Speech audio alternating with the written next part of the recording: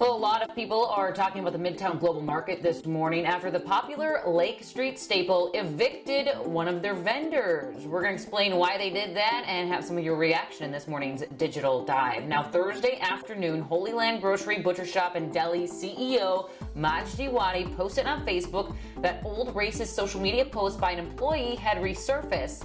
Wadi identified that employee as his own daughter. He wrote, "Although she was a teenager when she made this mistake, my daughter's employment with the company has been terminated effective immediately."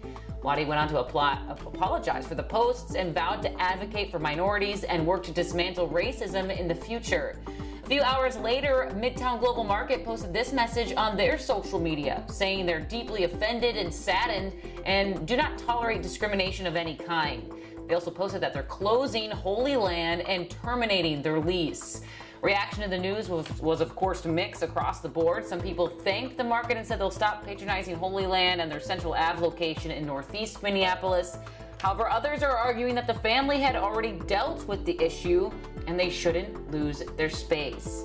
We got this comment here from Jesse saying he fired her already, so they got terminated for an ex-employee's posts. A little late on that one, Midtown. So yeah, Chris, a lot of people, obviously Holy Land was a very popular spot at the Midtown Global Market, but again, now it won't be there. So it sounds like their only location right now is at Central Ave in Northeast. And Midtown Global Market taking a stand there. Thanks, Alicia.